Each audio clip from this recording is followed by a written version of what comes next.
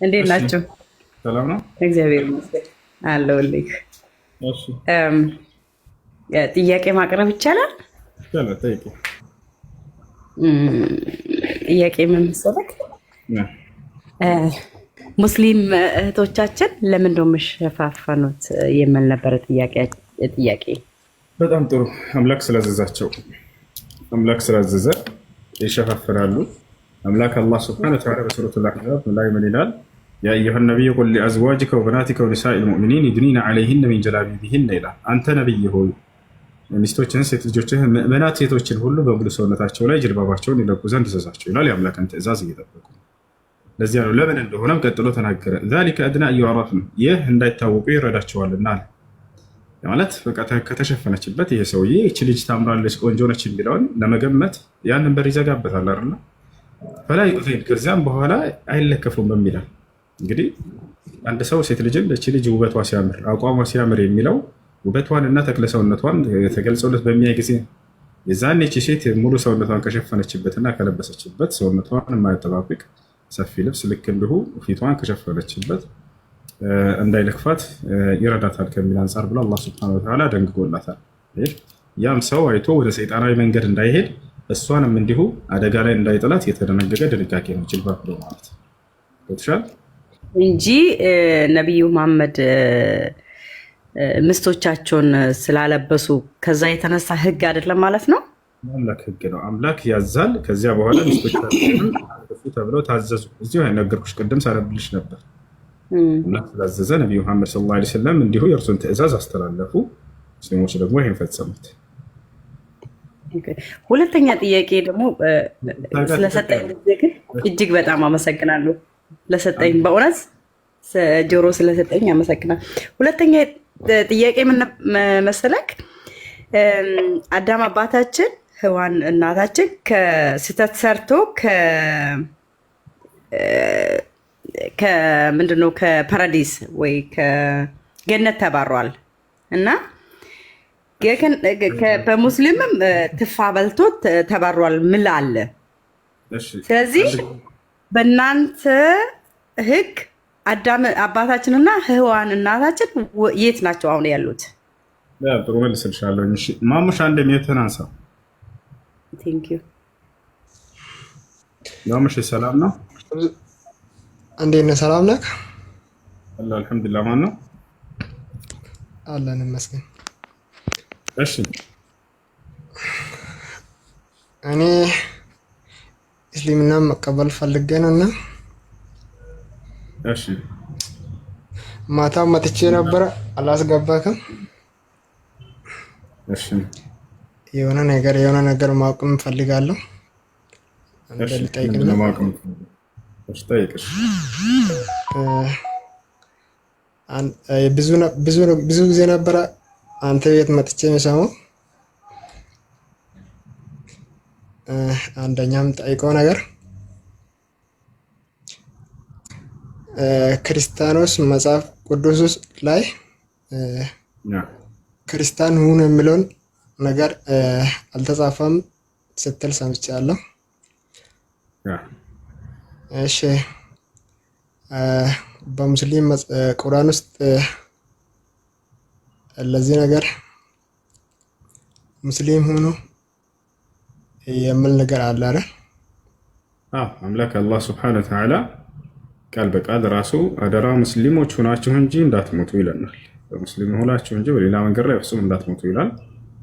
ልክ እንዲሁ ከእስልምናን ሃይማኖት ብቻ ነው እኔ የወደድኩላችሁ እያለ ይናገራል። በሌላ ቦታ ላይ ከእኔ ከአላህ ዘንድ ቀጥተኛው ሃይማኖት እስልምና ብቻ ነው እያለ ይናገራል። እንደዛ ከሆነ ሌላ ጊዜ ገብቼ ጥያቄን ጠይቃለሁ። እና እሺ ሻሃዳ ለሲዝ ሻሲዘኛ ለታ እሺ የምለውን ቃል አብረህ እየተከተልክ በል። አሽሃዱ አላ ኢላሃ ኢለላህ ወአሽሃዱ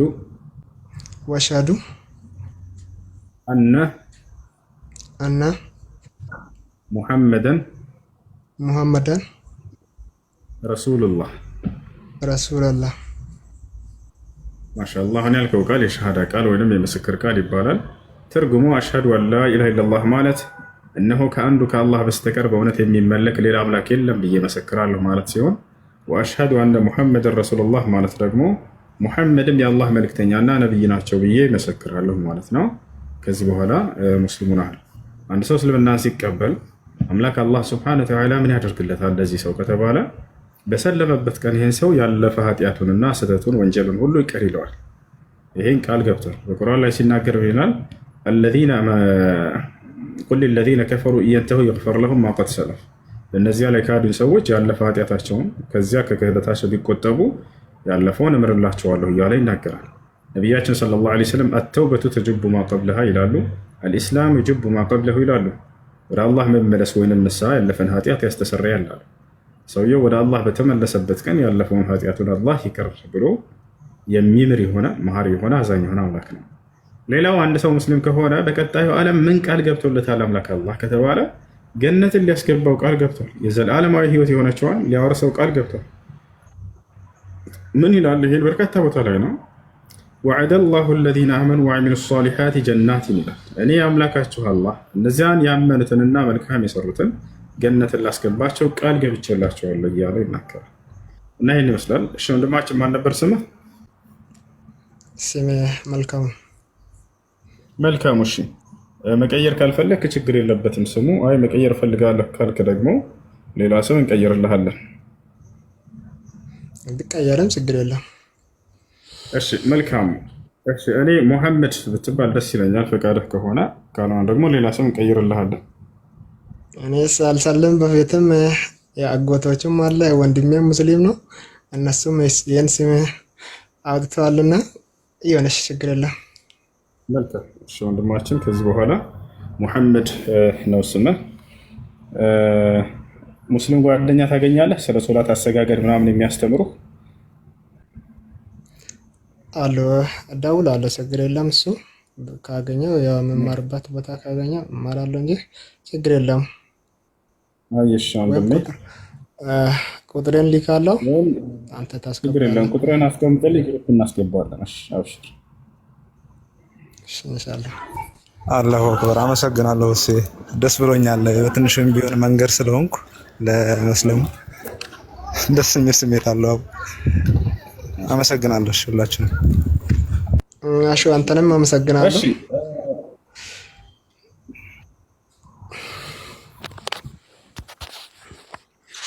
እሺ ቀጥይ። የመካሻ ልጅ ይቅርታ፣ ጥያቄሽን ቀጥይ እንደገና። ጥያቄ ምን እንዳዳመጥኩ አዳም አባታችንና ሔዋን እናታችን ከገነት ስተሰርቶ ተባሯል። በሙስሊምም አለ። አሁን የት ነው ያሉት የምል ነው ጥያቄ። ሁለተኛ ደግሞ በጣም ይቅርታ አድርግልኝና እሱ ይሄ ልጅ ስታሰልሞ መማር ያለበት ህግ የለም? ህግ የለውም ምስልምና?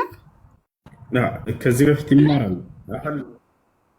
አለው እንጂ አለው የሚተገብሩ ተግባራቶች አሉት። እነሱ እንዲያስተምሩት ልናገናኛ ነው። ሰውየው ምስልምና ተከታትሏል። እስከዛሬ ይጠይቃል፣ ይከታተላሉ። የግዴታ መጠየቅ የማይጠብቅባቸው ብዙ ልጆች አሁን እዚህ ላይ ጠይቁ ይችላሉ። ሻላል ያዳምጣሉ። መጨረሻውን በተረዱበት ቀን እየተናገረም እየሰማሽ ነበር።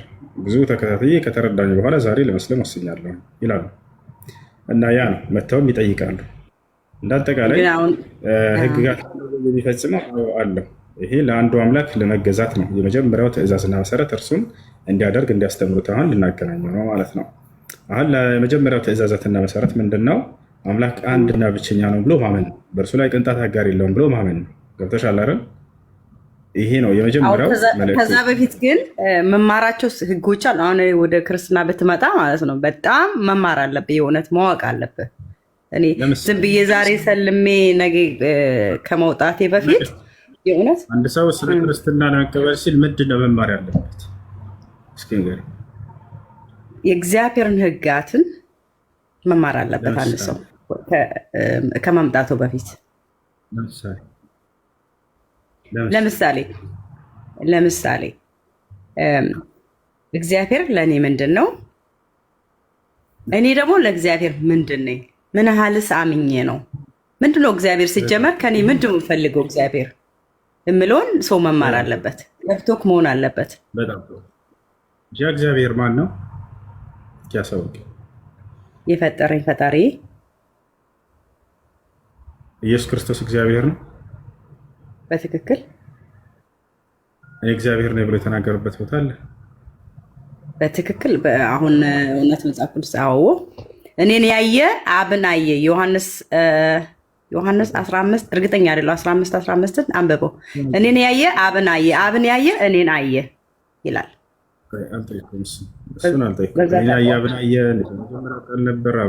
ያ ማለት እኮ እኔ አምላክ ነኝ ማለት ነው። ከሰማይም ደግሞ ክርስቶስ ሲጠመቅ ምን የሚል ቃል መጣ መሰለክ? ይህ እማምንበትና የምወደው ልጄ ነው የሚል ቃል ከሰማይ መጣ። ክርስቶስ ሲሰቀል ከተፈጠሩት ታምራቶች ሰባቱን ልንገርክ። ሰማይ ተከፈተ፣ ምድር ተሰነጣጠቀ። ኢየሱስ ክርስቶስ አምላክ እንዳለው እንዳስተማረ ታውቂያለሽ አታውቂ? አባቴ እያለ ያስተምር ነበር። አምላኬስ ብሏል አላለ? ሄኖ የሚል አምላክ ይልቅ አብ በሰማይ እንዳለ ክርስቶስ ያስተምር ነበር። አብ ደግሞ ከሰማይ ምድር አብ ወልድ እንዳለ ያስተምር ነበር። ኢየሱስ ክርስቶስ አምላክ እንዳለው አስተምሯል አላስተማረም? ምን አሁን ያልኩሽ አምላክ አለው የለው ብያለሁ እኮ። አብን ያየ እኔን ያየ አብን አየ። ኢየሱስ ክርስቶስ አምላክ አለው የለው? ራሱ አምላክ ነው፣ ግን የኛ ስጋ ለብሶ እኛም መስሎ መጣ። ያ ደግሞ ካልተማርክ ምስጢሩ አይገባም። እንደዛ ለምን የመጣበትን መንገድ አምላክ አለው የለውም? ኢየሱስ ራሱማ አምላክ ነው እያልኩ እኮ ነው። ኢየሱስ ክርስቶስ ራሱ አምላክ ነው። እሺ አምላክ እንዳለው ይናገራል ራሱ። ላሳይሽ። የክለብ ተጫዋቾች ነው ታገኛታለህ። አሁን እልም ብዬ ብቃጠል በዚህ ምን ልካል ሙስሊም ዘመን ወደ አምላካችሁ ይላል። እውነትህን ነው ይላል እኮ ብያለሁ እኮ ወደ አባቴ ወደ አባታችሁ ይላል ክርስቶስ። ይሄ ትትና ነው እንጂ ገባክ? ለምን እንደዛ ለብትለይ ይል ነበር የሰው ልጅ ብዙ መከራ ይቀበላልና እኛ ወደ ፈተና እንዳንገባ ነው። ገባክ? ይሄን ካልተማርኩ ምስጢሩ ካልተማርኩ አይገባክም። እውነት ለመናገር ግን ወደ ጥያቄ ልመልስህና አምላክ እንዳለ ይናገራል ራሱ ይናገራል። እሺ አምላክ የሚለው ማንን ነው? አምላክ የሚለው ማንን ነው? አብን። በጣም ጥሩ። ስለዚህ አምላኩ ነው ማለት ነው አብ ለኢየሱስ ክርስቶስ። ክርስቶስ መሞት ነበረበት። እስከምሞት ነው እንጂ በስልጣን በአገዛዝ አንድ ናቸው ከአብ ጋር። ስለመሞት አይደለም ጥያቄ። ክርስቶስ አምላክ አለው አይደል? ለማን ነው አምላኩ የሚለው ስለሽ አብ ነው አልሽ። ስለዚህ አንቺ የምታመልከው አምላክ የሚለው ስጋ ለብሶ ስለመጣ ነው። ስጋ ለብሶ ስለመጣ አምላኬ እኔን ያየ አብን አየ ማለት ለምን? እሱ ስጋ ለብሷል። ገባክ? ያ ነው። እሺ አዳምጪኝ። አምላክ እንዳለው ራሱ ተናግሯል ኢየሱስ ክርስቶስ። ይሄን ያልኩት ስጋ ስላለኝ ነው እኔ አምላክ ነኝ አምላክ አለኝ ያልኩት ብሎ የተናገረበት ቦታ ላይ አስተምሯል ወይ? አስተምሯል ብያለሁኝ እኮ። አዎ እንደሱ አላለም። እኔና ዮሐንስ 15 ላይ አንብበው። እኔን ያየ አብን አየ፣ አብን ያየ እኔን አየ። እኔ ሕይወትም መንገድም ነኝ ይላል እሱ። በቃ ምን ይደረግ መሰለህ እሱ አብና ከኢየሱስ ክርስቶስ ማን ይበልጣል? በስልጣን በአገዛዝ በመለኮት አንድ ናቸው። ማንም ከማንም አይበልጥ።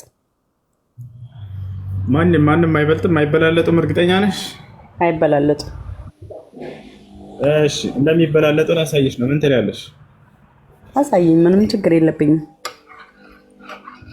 መጽሐፍ ቅዱስ አለ አህመድ ዮሐንስ 14:28 ካሜራ መክፈት አልችልም እሱ።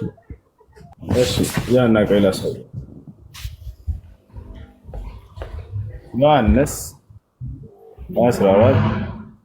28 ዮሐንስ 14 ስንት 28 ያ ታውጫለሽ አንቺ ይዘሻል መጽሐፍ ቅዱስ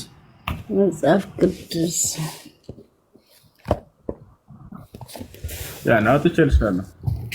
ኦኬ አውጣልኝ አንበብልኝ ምን ይላል? እውነት ለመናገር እኔ ሄዳለሁ ወደ እናንተ እመጣለሁ እንዳልኳችሁ ሰማችሁ። የምትወድኝ እስከ ብትሆኑ አለ ኢየሱስ። በደንብ አዳምጪ። አሁን ከእኔ አብ ይበልጣል ይላል። ከእኔ አብ ይበልጣል። ስለዚህ ይበላለጣል። ከኢየሱስ ክርስቶስ አብ ይበልጣል።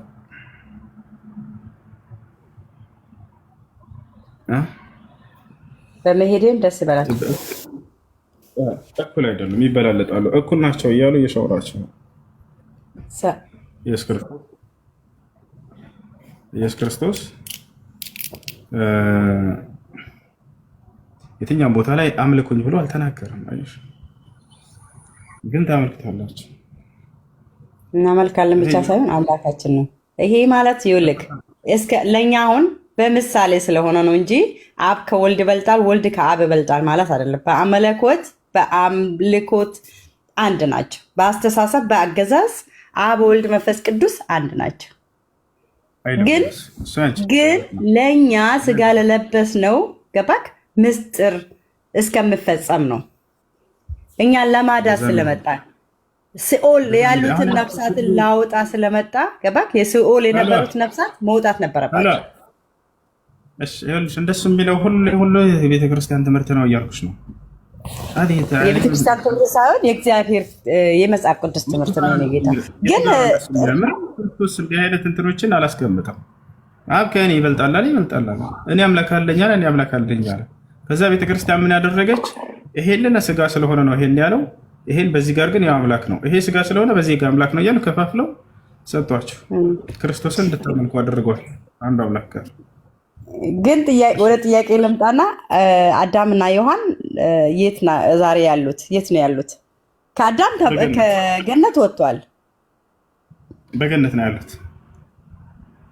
ከገነትማ እኮ ኃጢአት ሰርተው ተባረዋል እኮ ወደ ገነት ተመላሾች ናቸው። ማንኛውም ሙስሊም ነቢዩ ሙሐመድ ሰለላሁ ዐለይሂ ወሰለም አርዋሑል ሙእሚኒነ ፊል ጀና አሉ። የሙስሊሞች ነፍስ በገነት ነች አሉ። ግን መሰረቱ እኮ አንደኛ አዳም ታምናለህ። ግን ኃጢአት ሰርቶ ከገነት እንደወጣ አሁን ጥያቄ ተመለሰልሽ። ወዴት የት ናቸው አልሽ? በእስልምና በገነት ናቸው አልኩሽ። ማስረጃ ነገርኩሽ አይደል? ከገነት እኮ ተባሯል እያልኩህ ነው። እንዴት ተመለሱ? ተመለሱ ወደ ገነት። ማንኛውም ሙስሊም እኮ እንዴት ተመለሱ? በምን ምክንያት? እግዚአብሔር ቃል አላህ እኮ ቃል አይታጠፍም እላለሁ። የእግዚአብሔር ቃል ምንድን ነው? ምድር ሰማይ ያልፋል እንጂ የእግዚአብሔር ቃል አይታጠፍም። ቃሉ አያልፍም። የእግዚአብሔር ቃል አያልፍም። ንስሐ አደረጉና ከኃጢአታቸው አላህ ንስሐቸውን ተቀበላቸው። አዳምና ሔዋንን ማለት ነው። ወሻል በዚህ ነው ፈተለቃ አደሙ ሚን ረቢሂ ከሊማቲን ፈታበ ዐለይሂ ይላል። አላህ ስብሐነ ወተዓላ ከአዳምና ከሔዋን የንስሐ ቃል ተቀበላቸው፣ ምህረት አደረገላቸው፣ ወደ ገነት ተመላሾች ሆኑ ማለት ነው። ለዚህ በምን አይነት ንስሐ ገቡ? በጣም ጥሩ ሱረቱል አዕራፍ ላይ ይገኛል ያ የንስሐ ቃል። ቃለ ረበና ዘለምና አንፉሰና ወኢን ለም ተግፊር ለና ወተርሐምና ለነኩነነ ሚነል ኻሲሪን ይላል። ጌታችን አላህ ሆይ ነፍሳችንን በድለናል በኃጢአት ይቅር በለን ዘንልን። ይቅር የማታዝንልን ከሆነ ግን ከከሰሩት ሰዎች እንሆናለን ብለው ለመኑት። አምላክን መሐሪ አዛኝ የሆነ ነውና በቃ ይሄን ካላችሁ ብሎ አምላክ ንስሐቸውን ተቀበላቸው። ፈታበ ዐለይሂ ንስሐቸውን ተቀበልኳቸው አለ። ከዚህ አላህ ሱብሓነሁ ወተዓላ ምህረት አደረገላቸው፣ ወደ ገነት አስገባቸው። በእኛ ደግሞ እኔ እስከማውቀው ድረስ እግዚአብሔር ቃል ስለማይታጠፍ የክርስቶስ አመጣት ለዛ ነበረ። አዳም ሲኦል ማለት ከገነት ስለተባረረ ያ ቃል የእግዚአብሔር ቃል ስለማይታጠፍ ገባክ? ኢየሱስ ክርስቶስ መወለድ ያ ነበር ምስጢሩ በእኛ ማለት ነው። ክርስቶስ ይህን ተናግሯል። እኔ የመጣሁት አዳም ለሰራው ኃጢአት ላስተሰርይለት ላስምርለት ነው ብሎ በትክክል ሴጦን አስፈርሞ ስለነበረ አዳምን አስፈርሞት ነበረ። ታውቃለህ፣ ከገነት ሲወጣ ክርስቶስ አዳምን ሴጣን አስፈርሞት ነበረ። ለሱ እንደምገዛ።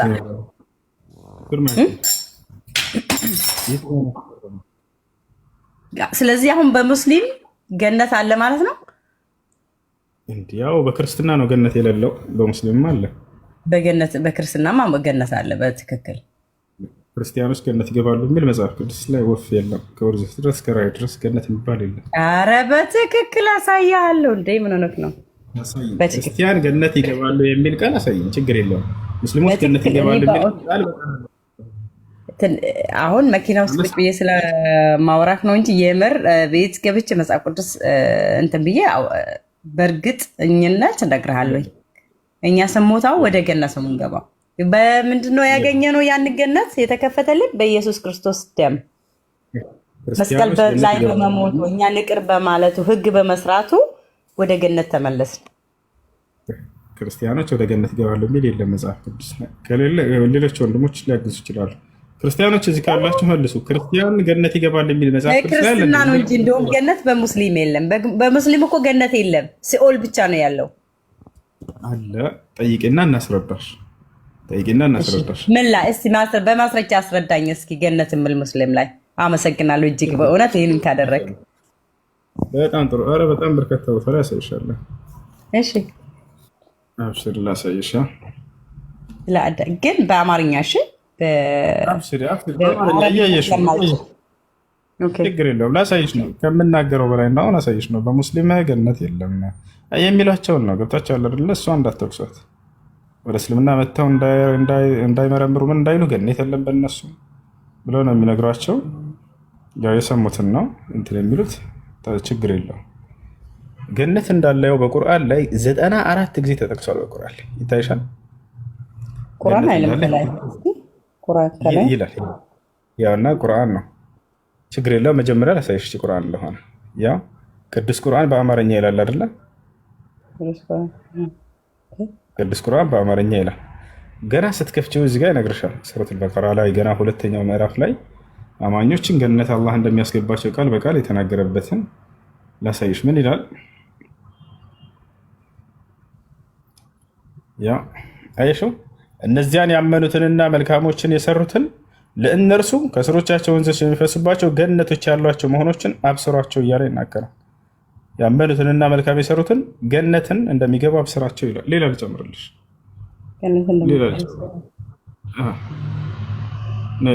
ሌላ ልጨምርልሽ። ቁርአን ግን ነቢዩ መሐመድ ነው የጻፉት ወይስ ከሰማይ ነው የወረደው? ከሰማይ መልአኩ ገብርኤል ይዞት ወረደላቸው፣ ቃሉን ሰጣቸው። አሁንም እዚህ ጋር ላሳይሽ ነይ ያለ እዚህ ጋር ይታይሻል።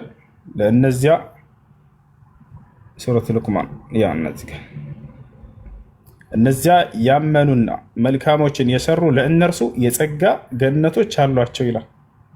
እሺ በአላህም ነው መልካም ለሰሩ የጸጋ ገነቶች አሏቸው ካለ በኋላ በእርሷ ውስጥ ዘውታሪዎች ሲሆኑ አለ ለዘላለም በእርሷ ዘውታሪዎች ናቸው። አላህም እውነተኛን ተስፋ ቃል ገባላቸው አለ። ይህ የአምላካችን የአላህ ቃል ኪዳን ነው፣ ቃሉ ነው። በእኔ አምኖ መልካምን ለሰራ ገነትን አስገባዋለሁ ብሎ ቃል ገብቷል። እርሱም አሸናፊና ጥበበኛ ነው ይላል። ሌላ ቦታ ልጨምርልሽ እና ይህ ሁሉ አለ። በጣም በርካታ ቦታ አለ አላህ ሱብሓነሁ ወተዓላ ለአማኞች ገነትን ቃል እንደገባላቸው።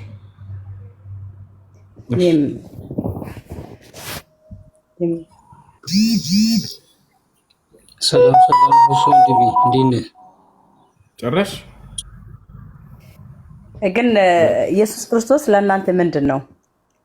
ኢየሱስ ክርስቶስ ለእኛ የተከበረ መልእክተኛ እና ነቢይ ነው። አምላክ ለእስራኤል ሰዎች ምንድን ነው መልእክት የወረደላቸው መልእክት ምንድን ነው? ከእርሱ ያመጣው መልእክት ልክ እንደ ቀደምት ነቢያት ያን የላከውን አንዱን አምላክ በብቸኝነት አምልኩ፣ በእርሱ ላይ ቅንጣትን አታጋሩ የሚል ነው። ወኢነላህ ረቢ ወረብኩም ፈዕቡዱሁ ሃዛ ሲራጡን ሙስተቂም አላቸው። የእኔም ጌታ የእናንተም ጌታ እርሱ አላህ ብቻ ነው፣ እርሱም በብቸኝነት ተገዙት፣ ይህ ነው ቀጥተኛ ጎዳና እያለ አስተማረ መሲሁ ይለናል። ላሳይሽ። ይሄን ነው ራሱ መሲሁ የተናገረበት ቅዱስ ገብርኤል ባወረደው መጽሐፍ ላይ ነው ወይስ ቅዱስ ገብርኤል ራሱ ለነብዩ ቅዱስ ገብርኤል ራሱ እንዳወረደው አሳይሻለሁ። ቁርአንን በዚህ ቃል ላይ ቀደምት ነብያት ምን አስተምረው እንደነበር ቅዱስ ገብርኤል ከአምላክ ዘንድ ገልጦላቸው ይዞላቸው መጥቷል። ቅዱስ ገብርኤል መልአክ ነው ለእናንተ ማለት ነው? አዎ የተከበረ መልአክ ነው። ለአምላክ በጣም ያከበረው የመረጠው መልአኩ ነው። ወደ ነቢያት ሲልከው የነበረው መልአኩ ነው።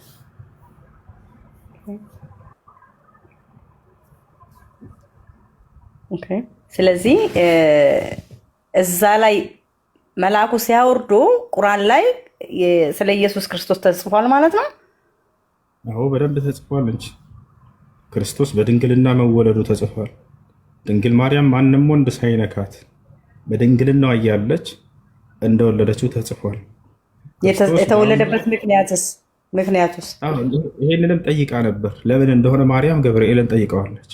ወሊነጅዐለሁ አያ አላት። አምላክሽ አላህ ከአንቺ ያለ አባት ልጅን መፍጠር የፈለግኩበት ዓላማ ተአምር ላደርገው ነው አላት። አየሽ፣ አምላክ ከወንድና ከሴት ብቻ ሳይሆን ያለ ወንድ ከሴት ብቻ የሚፈጥር ኃያል መሆኑን ለማሳየት ያደረገው ተአምር ነው እንጂ ክርስቶስ ሰራ የነበረው ሌላ ዓላማ የለውም ማለት ነው እንጂ የክርስቶስ የእግዚአብሔር ስራ ጥበቡን ማሳየት ብቻ ነው ወይስ ክርስቶስ ላይ ዓላማ ነበረው? በሙስሊም የእውነት ስለማላውቀው ነው።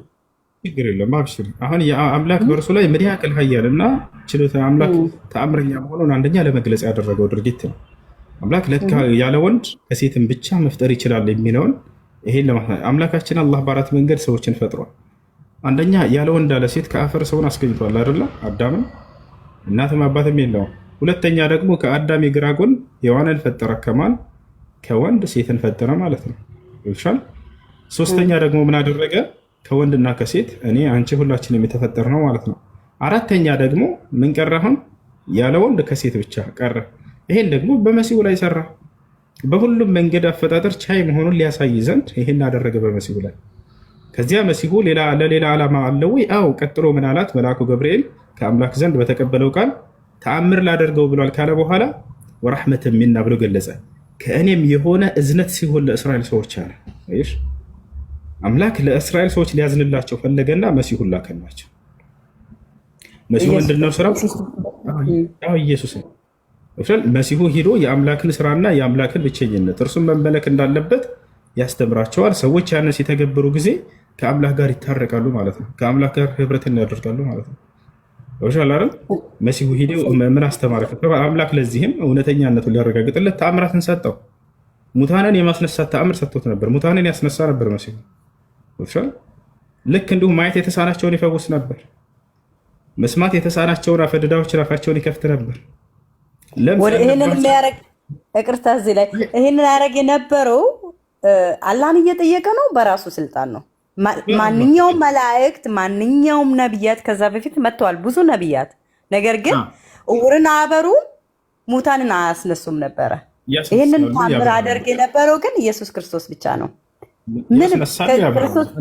ክርስቶስ አላህን እየለመኑ ነው ይሄን ሳያደርግ የነበረው ወይስ በራሱ ስልጣን? በአምላኩ ፈቃድ። አምላኩ ነው ይሄን የሚያደርግለት። እንደ ቁርአንም እንደ መጽሐፍ ቅዱስም ከክርስቶስ በፊት ሙታንን ያስነሳሉ፣ አይንንም ያበራሉ። ከፈለግሽ እንደ መጽሐፍ ቅዱስም ሰጥሻለሁ። እንደ ቁርአንም ነቢያት ሙታን ያስነሱት ነቢያት አልነበሩም። ከዛ በፊት ከክርስቶስ በፊት አሉ። ላሳይሽ እችላለሁ። እባክህ የእውነት ስለማለት እየሰከሳችሁ ነው። እሱ ብቸኛውን ይሄን ያደረገው የሚሏችሁ እርሱ እንድታመልኩ ከአምላክ መንገድ ሊያስቷችሁ ያደረገው ድርጊት ነው። እኔ መጽሐፍ ቅዱስ ላይ ላሳይሽ ከክርስቶስ በፊት ሙታንን ያስነሱ ነቢያቶች እንዳሉ። እባክህ እኔ ስለማላቅ ነው ይሄንን ማቀው ክርስቶስ ብቻ እንዳደረገ ነው። ሁለት ደግሞ ይኸውልህ አሁን መልአኩ ገብርኤል እንኳን ወደ ድንግል ማርያም ተልኮ ስመጣ ምንም ከተላከ ውጪ ምንም ያላት ያደረገው ነገር አልነበረም። ኢየሱስ ክርስቶስ ግን ሙታን ቤት ስጠራ ሙታንን በስልጣኑ ያስነሳ ነበር። ሁለት ደግሞ ዕውራንን ያበራ የነበረው ምንም አይነት ጸሎት ሳያደርግ ምንም አይነት ጥያቄ ሳይጠይቅ ነበረ። በራሱ ስልጣን ዕውራንን ያበራ የነበረው። ልመልስልሽ በራሱ አይደለም። ኢየሱስ ክርስቶስ ተአምራትን ሲያደርግ የነበረለት ማን ነው? ሲያደርግለት የነበረው ለመሆኑ ራሱ ነው አይደለም? በራሱ ስልጣን አሁን ላስረዳሽ። የሐዋርያት ሥራ ምዕራፍ 2 ቁጥር 22 ላይ ምን ይላል? እግዚአብሔር በኢየሱስ ክርስቶስ በኩል ላሳይሽ፣ ችግር የለም ቴንክ ዩ እግዚአብሔር ነው ያን ሁሉ ሲያደርግለት የነበረው አምላኩ እንጂ እሱ አይደለም። ያ ተአምራቱን ጥቅልል አድርጎ ጴጥሮስ በረካ ይሁንና ጥቅልል አድርጎ የእግዚአብሔር ስራ ነው በክርስቶስ በኩል ያደረገው ሲያደርግ የነበረው እግዚአብሔር ነው ብሎ ተናግሯል። ያው ይታይሻል። የእስራኤል ሰዎች ሆይ ይህን ቃል ስሙ አለ። ራሳችሁ እንደምታውቁ የናዝሬቱ ኢየሱስ እግዚአብሔር በመካከላችሁ በእርሱ በኩል ባደረገው ተአምራትና ድንቆች ይታይሻል አይደል? ማነው አድራጊው አለ? እግዚአብሔር። በማን በኩል? በእርሱ በኢየሱስ ክርስቶስ በኩል ሲያደርግ የነበረው ያ እግዚአብሔር እንደሆነ ገለጸ። አምላክ በሙሴ በኩል ባህርን ሲከፍል እንደነበር፣ በነ ኤልያስ በኩል ሙታንን ሲያስነሳ እንደነበር፣ ሙታን እንዳስነሱ ነብያቶች ገና አሳይሻለሁ፣ ከፈለግሽ አይንን እንዳበር ሁሉ አሳይሻለሁ። ያን ሁሉ አምላክ በእነርሱ በኩል ሲያደርግ ነበር አይደል? በክርስቶስ በኩልም ያደረገለት እግዚአብሔር ነው ብለው ተናገሩ ሐዋርያቶች። ለእናንተ የተገለጠ ሰው ነበር። ከዛ በፊት ሙታንን ያስነሱ ነብያትን ብታሳየኝ የእውነት ሬስፔክት። ግን ጥያቄ ያበዛውብህ ግን ሶሪ። ግን ያው አሳይሻለሁ። መጽሐፈ ነገሥት ላይ ያው ምን ይላል? በመጽሐፍ ቅዱስ ነው ሙስሊም ነው? በቁርአን በመጽሐፍ ቅዱስ ከክርስቶስ በፊት ሙታንን ያስነሱ ሲያስነሳላቸው የነበረው ልክ በክርስቶስ በኩልም አምላክ ሲያስነሳለት እንደነበረው አሁንም በቀደምት ነብያቶች ሙታንን ያስነሱ ላሳየሽ ነው። በቁርአን አለ ይሄ ነገር? በቁርአንም በመጽሐፍ ቅዱስም አሳይሻለሁ ሙታንን ያስነሱ ከክርስቶስ በፊት። ኦኬ ዳንከ አመሰግናለሁ። ላንብብልሽ ከመጽሐፍ ቅዱስ ሙታንን ያስነሱ ከክርስቶስ በፊት። አዎ ምንድነው? ገያዝም ቀደማቸው ይላል፣ በትሩንም በሕፃኑ ፊት ላይ አኖረው፣ ነገር ግን ድምፅ ወይንም መስማት አልነበረም ይላል። እርሱንም ሊገናኘው ተመልሶ ሕፃኑ አልነቃም ብሎ ነገረው ይላል። ኤልሳዕም ወደ ቤት ገባን ነው ይላል። አንዱ አሁን እዚህ ጋር ተመልከች፣ ከ32 ጀምረሽ አዳምጪ። ኤልሳዕም ወደ ቤት በገባ ጊዜ እነሆ ሕፃኑ ሞቶ በአልጋው ላይ ተጋድሞ ነበር ይላል። ልብ በይ፣ ሕፃን ልጁ ሞቷል። ይሄ ኤልሳዕ የሚባለው ነቢይ ሲመጣ ጊዜ ኤልሳዕም ወደ ቤት በገባ ጊዜ ሕፃኑ ሞቶ በአልጋው ላይ ተጋድሞ ነበር። ይሄን የሞተ ሕፃን ልጅ ሊያስነሳው ነው ኤልሳዕ።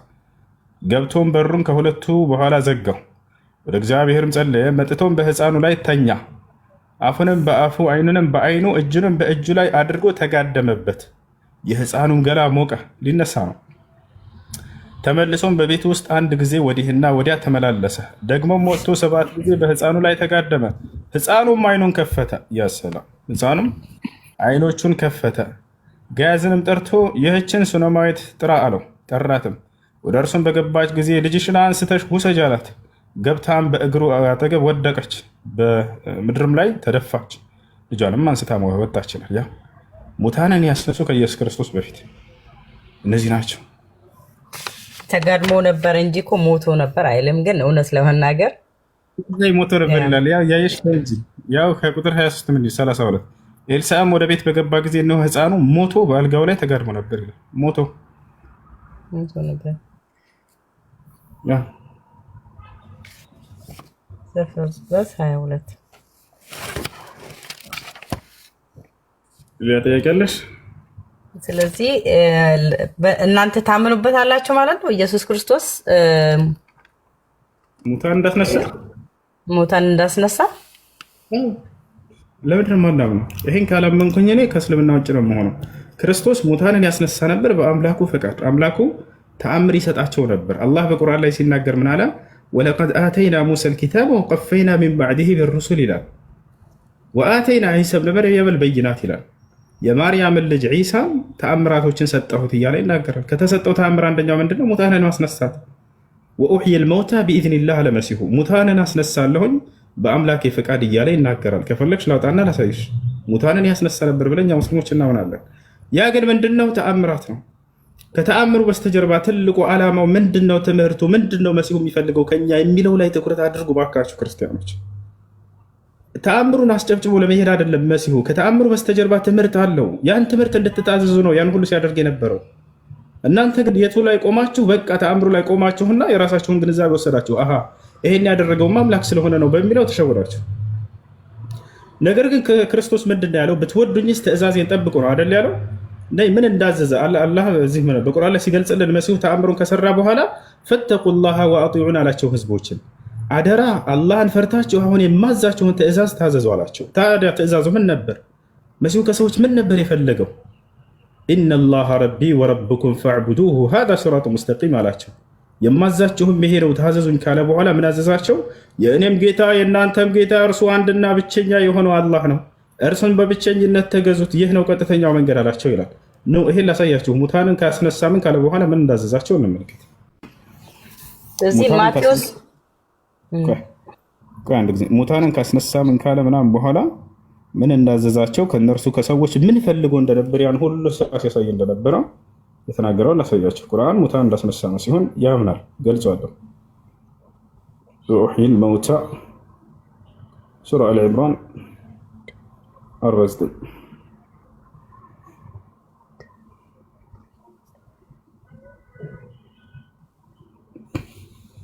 ያውና እዚህ ጋር ስለ መሲሁ ነው የተናገረው ይሄ ቃል። ያውና ማርያም መጀመሪያ ትናገራለች። ጌታዬ ሆይ ሰው 48 ምዕራፍ 3 ቁጥር ከ47 ጀምሮ እናገው። መጀመሪያ ተነገራት በመልአኩ ገብርኤል መጥቶ እዚህ ጋር በስራት ነገራት። መላእክትም ያሉትን አስታውስ። መርየም ሆይ አላህ ከእርሱ በሆነው ቃል ስሙ አልመሲህ ኢሳ የመርየም ልጅ በዚህ ዓለምና መጨረሻይቱም ዓለም የተባረከ ነው ብለን እናምናለን። ከባለሟሎችም የሆነ ልጅ ያበስርሻል ብሎ ገብርኤል ነገራት። ከዚያም ቀጥላት በህፃንነቱና ልክ እንዲሁ በወጣትነቱም ሰዎችን ያነጋግራል አላት። ከመልካሞቹም ነው ብሎ ነገራት። ከዚያ እሷ ጠየቀች፣ ጌታዬ ሆይ አለች፣ ሰው ያልነካኝ ሲሆን ለእኔ እንዴት ልጅ ይኖረኛል አለች። ነገሩ እንዳልሽው ነው፣ አላህ የሚሻውን ይፈጥራል። አንዳችን ነገር በሻ ጊዜ ለእርሱ ሁን ይለዋል፣ ወዲያውም ይሆናል አላት። ሁን በሚለው ቃሉ እንደሚያስገኘው እንደሚፈጥረው ነገራት። ማንም ወንድ ሳይገናኘሽ በቃ ሰው ሁን ብሎ ያዛል፣ እርሱ ወዲያም ሰው ይሆናል። ከዚያ ለልጁ ስለሚሰጠው ጸጋ ቀጥሎ ነገራት። ያው ጽሕፈትንና ጥበብንም ተውራትንም ኢንጅልንም ያስተምረዋል ልጅሽን አምላክ ብሎ ነገራት። ከዚያ ምን አላት? ወደ እስራኤል ልጆችም መልእክተኛ አድርገው ይልከው። ወደ እስራኤል ልጆችም መልእክተኛ አድርገዋል ይላል። ምን ይላል መሲሁ? ይላልም እኔ ከጌታዬ ዘንድ ተአምር ወደ እናንተ አመጣሁላችሁ እያለ ይናገራል። እዚህ ጋር ሙታንን እንዳስነሳ ያውና ተመልከች፣ በአላህ ፍቃድ እያለ ይናገራል። ወኡሕይል መውታ ቢኢዝኒላህ ሙታንንም አስነሳለሁ ይላል። ይታይሻል። ሙታንንም በአላህ ፍቃድ ግን አይልም ይላል። ያን በእርሱም ተነፍስበታለሁ፣ በአላህም ፍቃድ ወፍ ይሆናል። በአላህም ፍቃድ እውር ሆኖ የተወለደን ለምጸኛን አድናለሁ፣ ሙታንን አስነሳለሁ፣ የምትበሉትንና በቤታቸው የምታደልቡትንም ሁሉ ነግራችኋለሁ። የምታምኑ እንደሆናችሁ ለእናንተ በዚህ ውስጥ በእርግጥ ተአምር አለበት አላቸው። ከዚያ በኋላ መልእክቱን ይቀጥላል መሲሁ። በደንብ አስተውሉ። አሁን ከተአምሩ በኋላ ምን እንደፈለገ ከሰዎች ከተውራትም ከእኔ በፊት ያለውን ያረጋገጥኩት ሲሆን የዚያንም በእናንተ ላይ እርሱ እርም የተደረገውን ከፊል ለእናንተ እፈቅድ ዘንድ መጣሁላችሁ ይላል። ከጌታችሁም በሆነ ተአምር አመጣሁላችሁ ይላል። ከራሱ ሳይሆን ከጌታችሁ ከአላህ ዘንድ የሆኑ ተአምራቶች ብሎ ገለጻቸው። አላህንም ፍሩ ታዘዙኝ አለ። አሁን አስተውይ ምን እንዳዘዛቸው ከተአምሩ በስተጀርባ ማለት ነው። አላህንም ፍሩ ታዘዙኝ። ምንድነው እንዲታዘዙት የፈለገው መሲሁ? ያው አላህ ጌታዬና ጌታችሁ ነው፣ ስለዚህም ተገዙት፣ ይህ ቀጥተኛው መንገድ ነው አላቸው ይላል። ያ ሰላም መሲሁ ከተአምራቱ ሁሉ በስተጀርባ ይሄን ለማዘዝ ነው የመጣው። ተአምራቱ እውነተኛ ለመሆኑ ማረጋገጫ ብቻና ብቻ ነው፣ የአምላክነት ማረጋገጫ አይደለም። ከተአምራቱ በስተጀርባ የሚፈልግ የሆነ ትእዛዝ አስተላልፏል ለሰዎች። ያን ትእዛዝ ነው የሚፈጽሙት ሰዎች ከወደዱት። ብትወዱ እንጂ ትእዛዜን ትጠብቃላችሁ ነው ያለው። ሰዎች ግን ያንን ትተው የሰራው ተአምር በቃ አምላክ ስለሆንክ ነው ብለው ካዱት። ክርስቶስን ትልቅ ክህደት የተደረገበት እዚያ ላይ ነው። ክርስቶስ ግን የሚፈልገው ከሰዎች ያንን የላከውን አንድ አምላክ እንዲያመልኩ ብቻ ነው። ነቢዩ ሙሐመድ ሰለላሁ ዐለይሂ ወሰለም የመጡት ይህን ስህተት ሊያርመዋችሁ ነው። አንዱን አምላክ የክርስቶስን የአብርሃም የኢስሐቅን አምላክ አንዱን አምላክ አምልኩ ብለው ነው የመጡት። ኢስላም ማለት ያ ነው። ስለዚህ መሲሁ ያዘዘው ምንድን ነው? ጌታዬንና ጌታችሁን አላህን በብቸኝነት ተገዙ ብሎ ነው ያዘዛቸው። ይህ ነው ቀጥተኛው መንገድም ብሎ ነገራቸው። እርሱ የእውነትን መንገድ ለሰዎች አስተምሯል። ያም የእውነት መንገድ አንዱን አምላክ በብቸኝነት አምልኩ የሚል ትምህርት ነው። ይህን ይመስላል።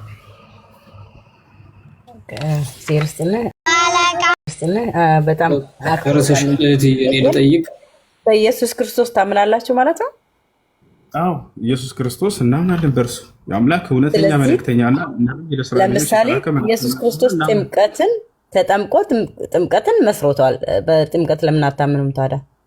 ወደ እሱ እንመጣለን። ወደ ጥምቀት እንምጣ። እሺ ጥምቀት አስመልክቶ የተጠቀሱ ነገራቶች አሉ። ስለዚህ እናያቸው። ጥምቀት በተካሄደ ጊዜ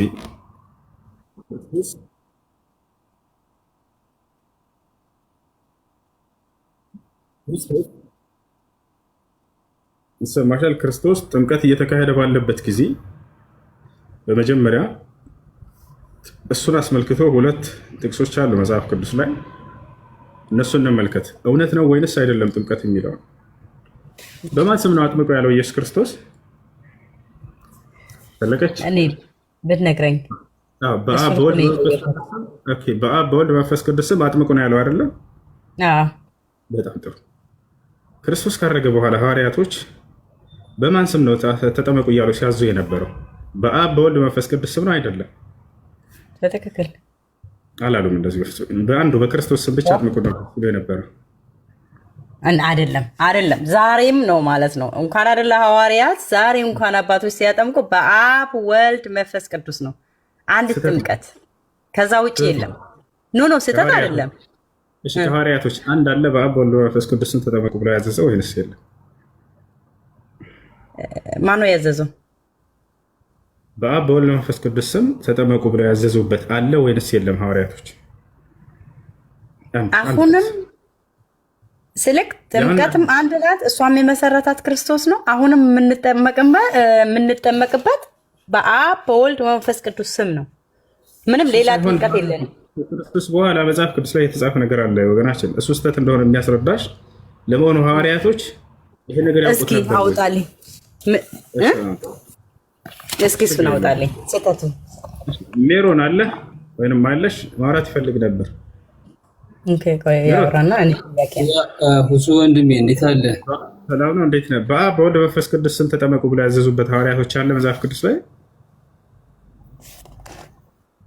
እኔ እሱን መመለስ አልችልም፣ አሁን መጽሐፉ የለኝም። ግን ጥያቄ አለ የምጠይቅህ፣ እሷን ጨርስና እጠይቅሃለሁ። ችግር የለውም። ለማንኛውም በኢየሱስ ስም ብቻ ነበር ሲታዘዝ የነበረው። ላሳይሽ። እሱ ጥምቀት በዚያ በትክክል እንዳው ኢየሱስ ያዘዘው ያ ትክክል ሆኖ በነበር ሐዋርያቶች ከእርሱ ትእዛዝ ፈቀቅ አላሉም። አይደለም ልክለኛ አይደል? ነገር ግን ተጠመቁ እያሉ ሲሉ የነበረው በኢየሱስ ስም ነበር ወይ? ላሳይሽ፣ ማስረጃ ልስጥሽ።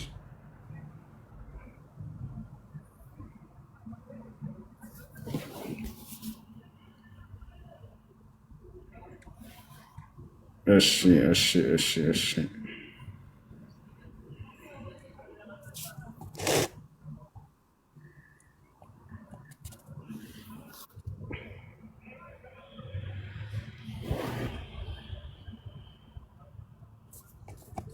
ያውና ይታይሻል እዚህ ጋር የሐዋርያት ሥራ መጽሐፍ ቅዱስ ወንድሞች ወይ ጴጥሮስም ንስሐ ግቡ ኃጢአታችሁም ይሰረይ ዘንድ እያንዳንዳችሁ በማን ስም ተጠመቁ አለ? በአብ በወልድ መንፈስ ቅዱስ በኢየሱስ ክርስቶስ ስም። ኢየሱስ ክርስቶስ ማለት እኮ አብ ወልድ መንፈስ ቅዱስ ማለት ነው። ኢየሱስ ብቻ አይደለም። ገባክ? አብ ወልድ መንፈስ ቅዱስ ማለት ኢየሱስ ክርስቶስ ማለት ኢየሱስ በክርስቶስ ገባክ? ይሄ ማለት አብ ወልድ መንፈስ ቅዱስ ማለት ነው አይደል? ኢየሱስ ክርስቶስ አብ ነው በመንፈስ አየኩ። ይሄው ይላል እኮ በኢየሱስ ክርስቶስ ስም ተጠመቁ በመንፈስ ቅዱስም ስጦታ ትቀበላለች። ስለዚህ አየኩ። ስለዚህ አላውቅም በኋላ ጥያቄ ያለኝ ብልሃል ታዳምጣለህ። አሁን ጥያቄ ምን ነበር? በማን ስም ተጠመቁ እያሉ ነበር ሐዋርያቶች ሲያዙ የነበረው ነው። አሁን እኔ ቅድም ምን አልኩኝ? በኢየሱስ ስም ተጠመቁ ነበር ሲሉ የነበረው። እንግዲህ እንደው ማቴዎስ ላይ የተነገረው እውነት ሆኖ በነበር በአብ በወልድ መንፈስ ቅዱስ ስም ተጠመቁ እያሉ ያዙ ነበር ሐዋርያቶች። ነገር ግን እንደዚህ አላሉ። ሁለቱን የሥላሴ አካል ዘወር አደረጓቸውና አንዱን የሥላሴ አካል በኢየሱስ ስም ተጠመቁ እያሉ ሲያዙ ነበር። እዚህ ላይ እኮ ይላል የኔ ወንድም፣ ይኸውልህ በኢየሱስ ክርስቶስ ማለት ኢየሱስ ክርስቶስ በነገርክ ላይ ማለት አብ ወልድ መንፈስ ቅዱስን ይገልጽልሃል። ኢየሱስ አብ አይደለም። በኢየሱስ ክርስቶስ እኮ ነው የምልህ። በኢየሱስ ብቻ ከሆነ እውነትህን ነው አምንሃለሁኝ። ግን አሁን እዚህ ላይ ምንድን ነው እንደሱ ነው እያለ ያለው። በኢየሱስ ስም ተጠመቁ፣ በአብ በወልድ በመንፈስ ቅዱስ ስም ተጠመቁ አላለም። ይኸውልህ በኢየሱስ ክርስቶስ እኮ ነው። በኢየሱስ ክርስቶስ ዲጋሞ እንትኑ አምጣ መጽሐፍ ቅዱስ ይላል እኮ አንብበው። በእውነት ችግር የለውም። በኢየሱስ ክርስቶስም ክርስቶስ ችግር የለውም ሳይሆን እውነታውን ነው። እውነታው ግን ምንድነው? በኢየሱስ ክርስቶስ እሺ፣ ችግር የለውም። ምንድነው? አልፎ ተርፎ ደግሞ የመንፈስ ቅዱስን ጸጋ ተቀበሉ ነው። ዳንከ አመሰግናለሁ በጣም ይኸው በኢየሱስ ክርስቶስ ስም ተጠመቁ። የመንፈስ አይታየኝም ግን ይቅርታ። የመንፈስ ቅዱስም ስጦታ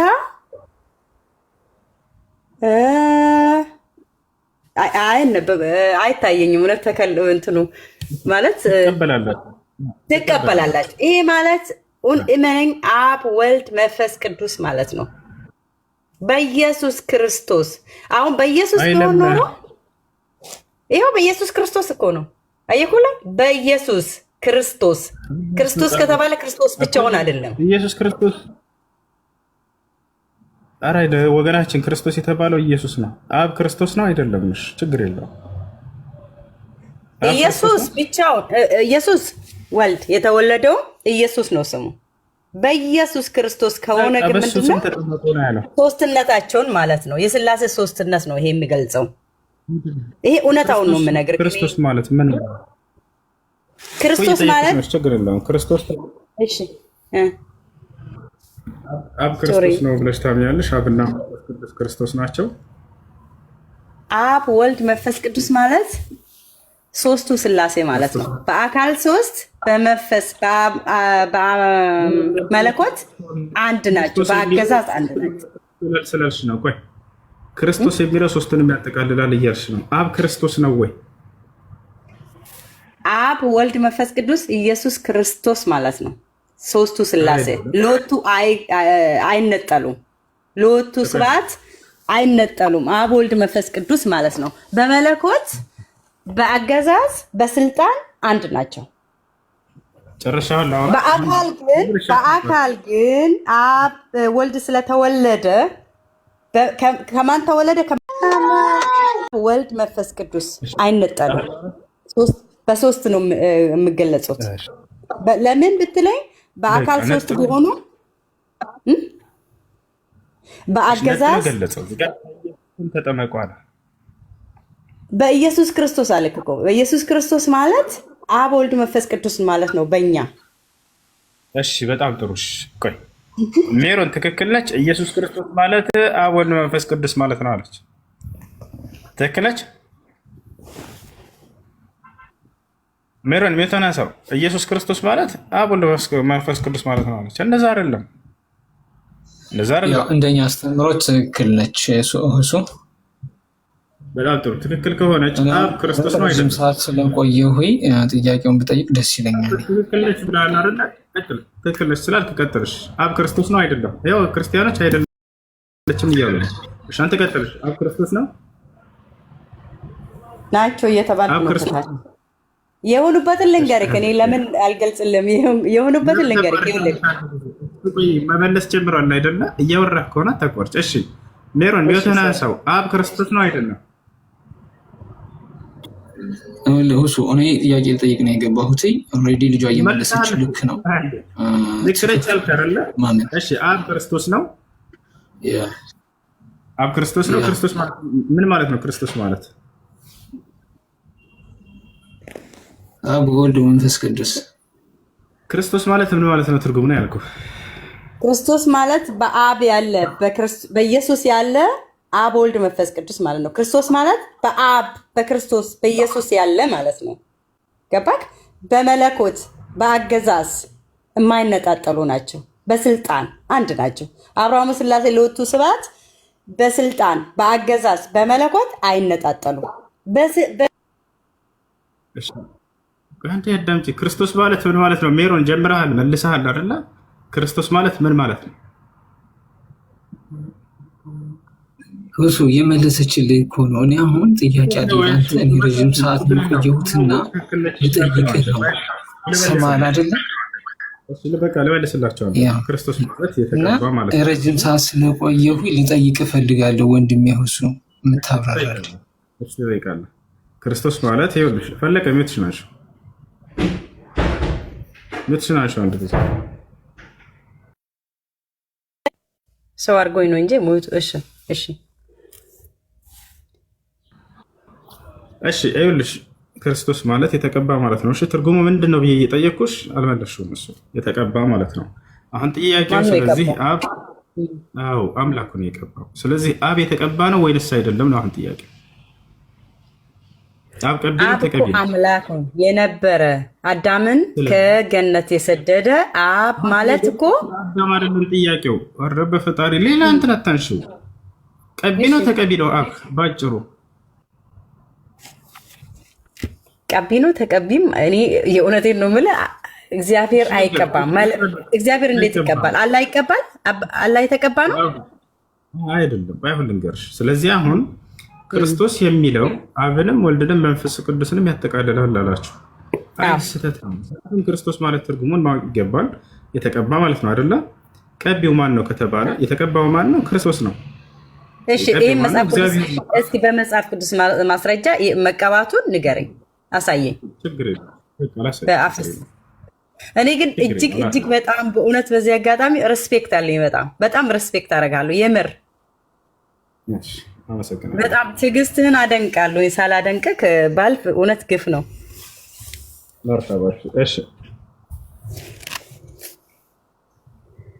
ያውና እግዚአብሔር ቀቢ ነው፣ ኢየሱስ ክርስቶስ ተቀቢ ነው። ስለዚህ ክርስቶስ የሚለው ምኑም ከነ ማስረጃው መጽሐፍ ቅዱስ ላይ አይደለም። መጽሐፍ ቅዱስ ላይ የሐዋርያት ሥራ ምዕራፍ 10 ቁጥር 38 ምን ይላል? እግዚአብሔር የናዝሬቱን ኢየሱስን በመንፈስ ቅዱስ በኃይልም ቀባው ይላል። አየሽ፣ ቀቢው ማን ነው? እግዚአብሔር። ተቀቢው ማን ነው? ኢየሱስ ክርስቶስ። ያ ወደ ላይ እስኪ መልካም እያደረገ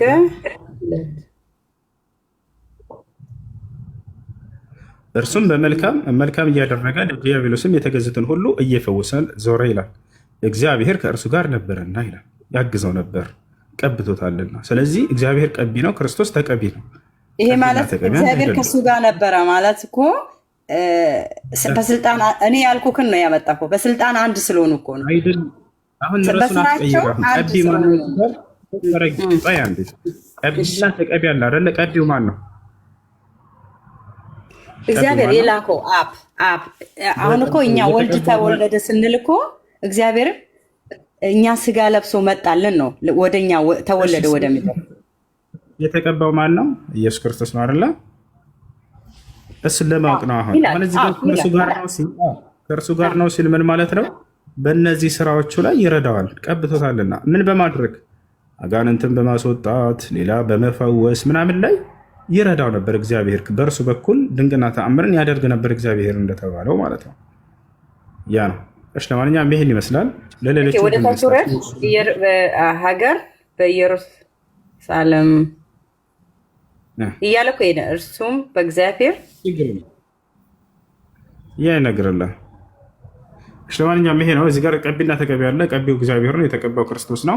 ስለዚህ በክርስቶስ ሲል እዚያ ቦታ ላይ አብንም ወልድንም መንፈስ ቅዱስ ያጠቃልላልሽው ስህተት ነው። ክርስቶስን ብቻ ነው የሚመለከተው ለማለት ነው። ሜሮን ጥያቄ ምንድን ነው? ይቅርታ በጣም እሺ ወንድሜ። እሺ እሱ በጣም አመሰግናለሁ። በትዕግስት ለምትመልሰው መልስ ደግሞ በድጋሚ አክብሮት ሰላምታ ይብረድ ብያለሁ። እግዚአብሔር ላንተ ላይ እና የኔ ጥያቄ ብዙ ጊዜ እስልምናን ያው እከታተላለሁ። ነገር ግን ዛሬ የምጠይቅህ ለአንተ ሙስሊሞች የምትሰግዱት ለማን ነው? ዝቅ የምትሉት የምታጎበድዱት ለማን ነው? የአክብሮት ሰላምታ የምታወርዱትስ ለማን ነው? ይህን ማወቅ እፈልጋለሁ። መጀመሪያም ጠይቅህ ይህን ነው። አጭር መልስ ነው የምትሰጠኝ። ከዛም በኋላ ሌላ ጥያቄዎች አሉ። እሺ ለአላህ ነው አምልኮን የምንፈጽመው የምንሰራው ለእርሱ ብቻ ነው። ፈሰሊ ሊረቢከ ወንሃር ይላል። ለእኔ ለጌታህ ለአላህ ብቻ ስገድ ይለናል። ነገር ግን እዚህ ቦታ ላይ ምናልባት አንተ ልጠይቅ ያሰብከው ነገር እኔ አላውቅም፣ ለመጠየቅ እንዳሰብ ከዚሁ ጋር የሚያዙ ነገራቶችን ላስረዳ። አምላክ አምልኮን በምንፈጽም ጊዜ ወደ አንድ አቅጣጫ ዙረን እንድንሰግድ ዘንድ አንድ መስጅድ በመጀመሪያ ሰዎች ገና ምድር ላይ ሲመጡ ጊዜ አደም ሲመጣ ጊዜ ጀምሮ እስከ ዓለም ፍጻሜ ድረስ የሚቆይ አንድን ምልክት አስቀምጦልናል። ፈወሊ ወጅሀከ ሸጥረ ልመስጂድ ልሐራም ይላል። ሙሐመድ ሆይ ሶላትን በምትሰግድ ጊዜ ፊትህን ወደ ቂብላ አቅጣጫ ዙረህ ስገድ ይላል። አቅጣጫ ነው እሱ፣ ወደዚያ አቅጣጫ ዙራችሁ ስገድ ይላል። ይህንም ህግ አምላክ በሰባተኛው ሰማይ ላይ ለሰባቱም ሰማይ መላእክቶች አምልኮን በሚፈጽሙ ጊዜ የሚሰሩበት ቤተ አምልኮ እንደሰራላቸው ያንን ለመላእክት ያደረገውን ህግና ስርዓት በምድር ላይ ሊያደርግ እንደወሰነም ይነግረናል። በሱረቱ ጡር ላይ ወልበይት ልማዕሙር ይላል። በይት ልማዕሙር እያለ ይጠቅሰዋል። ይሄ በይት ልማዕሙር የሚባለው በሰባተኛው ሰማይ ላይ የሚገኝ መስጅድ እንደሆነ የመላእክቶች መስገጃ ቦታ እንደሆነ ነግረውናል። ነብዩ ሰለላሁ ዐለይሂ ወሰለም ሐዲስ ላይ ማስረጃ ላሳይ ይችላል። ይህን ህግ ደግሞ አምላክ በምድር ላይ አደረጋት። አብርሃምንና እስማኤልን ስሩ አላቸው በመካ ምድር ላይ። ያንን ሰሩ። ሰዎችም ሁሉ ወደዚህ ዙረው እንዲሰግዱ እዘዙ ብሎ ታዘዛቸው። በዚህ መልኩ ይፈጽማሉ ማለት ነው። ይሄ ነው። እሺ ጥሩ አመሰግናለሁ። ኦኬ የዚህ ተቃራኒ ጥያቄ ደግሞ አላህ ለሰው ልጆች ዝቅ ይላል ወይ ያጎበድዳል ወይ ይወርዳል ወይ ሰላምታ ያወርዳል ወይ ዝቅ ይላል ወይ ለሰው ልጆች? እኔ ኦርቶዶክስ ነኝ፣ ማወቅ መቻል ስላለብኝ ነው። መጀመሪያ ይወርዳል፣ ያጎበድዳል፣ ይሰግዳል፣ አላህ ዝቅ ይላል ለሰው ልጆች? አይደለም በእርሱ ይሰገድለታል እንጂ አይሰግድም። ኦኬ የአክብሮት ሰላምታም ለሰው ልጆች አያወርድም? አንድ ላስረዳህ ነው። አሁን እዚህ ቦታ ላይ አምላክ በነቢዩ ሙሐመድ ሰለላሁ ዐለይሂ ወሰለም ላይ እንዲሁም ለቀደምት ነቢያቶች ላይ ውዳሴውን ያሰፍንላቸዋል፣ ሰላሙን ያሰፍንላቸዋል። ታቻ ወለዲ አላህ ምን ይላል? ኢነላህ ወመላኢከተሁ ይሰሉነ ዐለን ነቢይ ይላል አላህ። እንዲሁም ደግሞ መላእክቶቹ በነቢዩ ሙሐመድ ሰለላሁ ዐለይሂ ወሰለም ላይ እንዲሁም በቀደምት ነቢያቶች ላይ ውዳሴን ያሰፍንላቸዋል። ያ ደግሞ መስገድ ወይንም ማምለክ አይደለም፣ ዝቅ ማለት እኔም መተል ያለ ጥያቄው ላይ አሁን 33:56 ክፈትልኝ እስኪ። ችግር የለውም። አሁን የጠቀስኩት አንቀጽ ነው።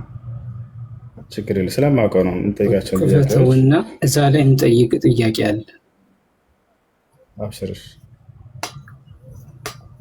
33:56 ያውሽ አሁን የጠቀስኩት ማለት ነው። እስከ አማርኛውን አድርግልኝ እስኪ። ችግር የለውም። አብሽር ያው አንበው እስኪ። አላህና መላእክቱ በነቢዩ ላይ የአክብሮት እዝነትን ያወርዳሉ። እናንተ ያመናችሁ ሆይ በእርሱ ላይ የአክብሮት እዝነትን አውርዱ፣ የማክበርንም ሰላምታ ሰላም በሉ ይላል። እሺ አሁን እዚህ ላይ የሚጠይቅ ጥያቄ አላህና መላእክቱ በነቢዩ ላይ የአክብሮት እዝነትን አውርዱ ይባላል። አሁን እናንተ በነቢዩ ላይ የአክብሮት ሰላምታ የምታወርዱት እንዴት ነው? በጣም ጥሩ ባለንበት ቦታ ላይ ሆነ በጣም ጥሩ። ይሄን ጥያቄ ነቢዩ ሙሐመድ ሰለላሁ ዐለይሂ ወሰለም ራሳቸው ተጠይቀው ነበር። ማስረጃውን አውጥቼ ላሳየህ። እንዴት ነው በእርሶ ላይ የአክብሮት ሰላምታን እና ሰላምን የምናወርደው እንዴት ነው ተብለው ተጠየቁ።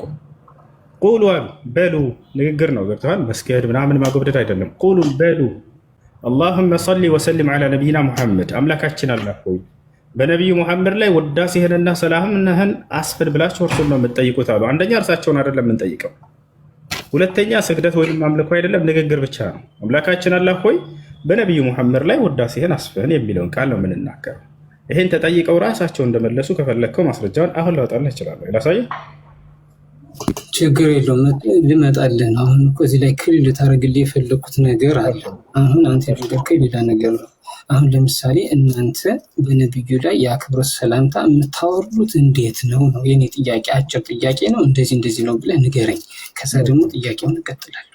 እሺ አምላካችን አላህ ሆይ በነቢዩ መሐመድ ላይ ውዳሴህን አስፍን ብለን እችን ቃል መናገር የትኛውን ቦታ ነው?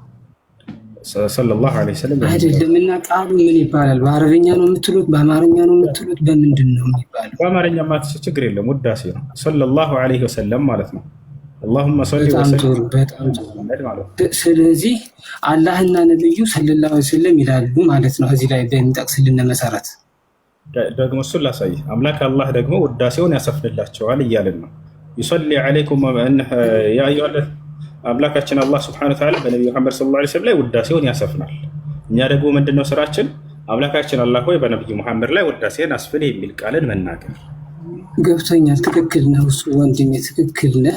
እኔ የምትመልስልኝ አሁን እዚህ ላይ ክሊር የምታደርግልኝ ነገር ቢኖር እናንተ ሰለላሁ ዐለይሂ ወሰለም ስትሉ አላህና መላእክቱስ እንደናንተ ነው ወይ የሚሉት ነው። ይህን አጭር ጥያቄ ነው። እንደዛ ማይሉ ከሆነ ለምን ተጻፈ እዚህ ላይ? እንደዛ ማይሉ ከሆነ ሰላም ያስረዳህ ነው። አላህ ውዳሴን ያሰፍናል በነቢይ ሙሐመድ ላይ እንደሚለው ቃሉ ራሱ ማለት ነው። የተጻፈውን እኮ ነው እያነበብኩልህ ያለሁት እያስረዳ ያለሁትንም እሱ ነው። ምንም ሳልጨምር ሳልቀንስ አላህ በነቢይ ሙሐመድ ላይ ውዳሴን ያሰፍናል። አይደል? እሱ ውዳሴን የማስፈን ስራ ነው። ይሄን ታምንበታለህ ማለት ነው። ይሄን የቁርአን ቨርስ እናምንበታለን እንጂ። ስለዚህ እንደዛ ከሆነ አላህ ይናገራል ማለት ነው። አዎ አላህ ይናገራል።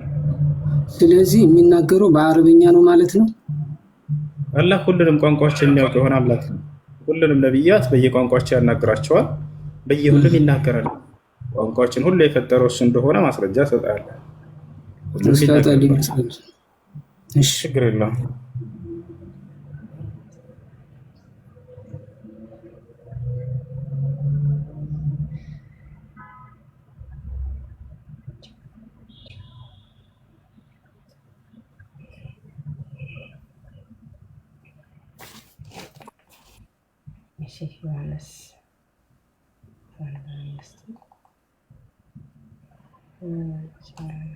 ያ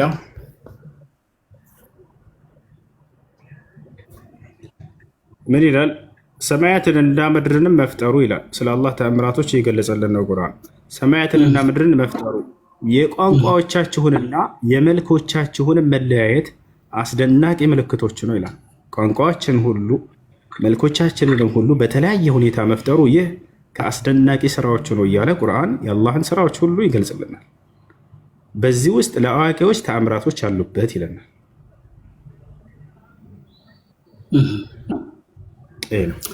እሺ አመሰግናለሁ። እሱ ወንድሜ እውነት ለመናገር ግልጽ አድርገልኛል። አሁን ቁጥሩን ንገረኝ እስኪ ልጻፈውና ሸክል አድርገው ቁጥሩ አሁን ያለበት 3022። እሺ የመጨረሻ ጥያቄ አለችኝ። ያው ጊዜ እንዳልይዝ ለሌሎች ብዬ ነው። የመጨረሻ ጥያቄ ሊሆን የሚችለው አላህ ይታያል ወይስ እንዴት ነው? እንደ ሰው ገጽታ አለው፣ ሁለት እጅ አለው የሚባል ነገር አለ፣ እግር አለው የሚባል ነገር አለ፣ እየሰማን ነው ቲክቶክ ላይ ማለት ነው። ስለዚህ እኔ ደግሞ እስልምናን ከመቀበሌ በፊት ይህን ማጣራት መቻል ስላለብኝ ማወቅ መቻል ስላለብኝ ዲቴል ማለት ነው። ስለዚህ አላህ ሁለት ቀኝ እጅ አለው ወይ? አንድ እግር አለው ወይ? ይህን አብራራልኝ እስኪ። እሺ አምላክ አላህ ስብሐነሁ ወተዓላ ይታያል ወይ ከሚለው እንጀምር። ዛሬ በምድር ላይ ማንም እርሱን የማየት አቅም የለውም። ፍጡር ደካማ ነችና ጠፊ ማንነት ስላላት ያንን የማይጠፋውን አምላክ የማየት አቅም የላትም። ነገር ግን የምናይበት ጊዜ አለ ወይ? አዎ። መቼ? የትንሣኤ ቀን። የትንሣኤ ቀን የምናየው የማይጠፋ ማንነትን ስለሚያላብስን ዘላለማዊ ማንነትን እንለብሳለን አይደል? የዛኔ እንደምናየው ቃል ገብቷል። ዛሬ ግን በምድር ላይ ሙሴ ራሱ ለማየት ጠየቀ። ወለማ ጃአ ሙሳ ሊሚቃቲና ወከለመሁ ረብሁ ቃለ ረቢ አሪኒ አንظር ኢለይክ ቃለ ለን ተራኒ ወላኪን እንظር ኢለል ጀበል ፈኢን ስተቀረ መካነሁ ፈሰውፈ ተራኒ። ሙሴ ጌታውን አላህን ልይ ብሎ በጠየቀ ጊዜ እኔን አሁን ማየት አትችልም አለ። ማየት አትችልም፣ እኔም ብታይ አትኖርም፣ ትጠፋለህ አለው። እና ነገር ግን የትንሣኤ ቀን እንደምናየው ቃል ገብቶልናል። ውጁህ የውመኢዚን ናዚራ ኢላ ረቢሃ ናዚራ ይላል። ፊቶችም የዛኔ ያበራሉ፣ ወደ እኔ ወደ ጌታቸው ወደ አላህ ይመለከታሉ ማለት። ነቢዩ ሰለላሁ ዐለይሂ ወሰለም ቃል በቃል ኢነኩም ሰተረውነ ረበኩም የውመል ቂያማ ላ ቱዳሙነ ፊ ሩእየቲሂ አሉ። እናንተም የትንሣኤ ቀን ጌታችሁን አላህን ትመለከታላችሁ፣ እርሱንም በማየት ላይ አትሽቀዳደሙም አሉ። ገብታችኋል አይደል? እርሱንም በማየት ላይ አትሽቀዳደሙም እያሉ ነቢያችን ሰለላሁ ዐለይሂ ወሰለም ተናገሩ። እናየዋለን፣ እንደምናየው ይገልጸዋል። አሁን ሌላ ነገር እዚህ ጋር ምንድን ነው? አምላክ አላህ ስብሐነሁ ወተዓላ አደምን በእጅ የፈጠርኩት ይላል። እጅ አለው ወይ? አዎ አለው። አዎ አለው። ያ እጁ ግን አንድ ልናውቅ የሚገባው 3 ነገራቶች አሉ። ይሄ ሲነገር እርሱ ከማንም እጆች ጋር የሚመሳሰል አይደለም። ይሄን ከራሳችን ሳይሆን ራሱ ይነግረናል። ምን ይላል? ለይሰ ከሚስሊሂ ሸይኡን ወሁወ ሰሚዑል በሲር፣ እኔን የሚመስል አንዳች ነገር የለም ማለት ነው። ስለዚህ ከማንም ፍጥረት ጋር ልናመሳስለው አንችልም። ፈላ ተድሪቡ ሊላሂ አልአምሳል ይላል በሱረቱ ነሕል ላይ። እኔን አላህን ከማንም ጋር ምሳሌ አታድርጉልኝ፣ እኔን የሚመስል ማንም የለምና አለ። ስለዚህ ሰዎች እጅ ሲባል የሰውን እጅ ካስታወሱ ስህተት ነው። ያ እጅ አይደለም። ፈጣሪ ማንንም እንደማይመስል በርካታ ቦታ ላይ ነግሮናል። ማለት እጅ ከተባለ እጅ ነው፣ እግር ከተባለ እግር ነው። ስለዚህ እንዴት ነው የሰው ልጆችን ማናስታውሰው?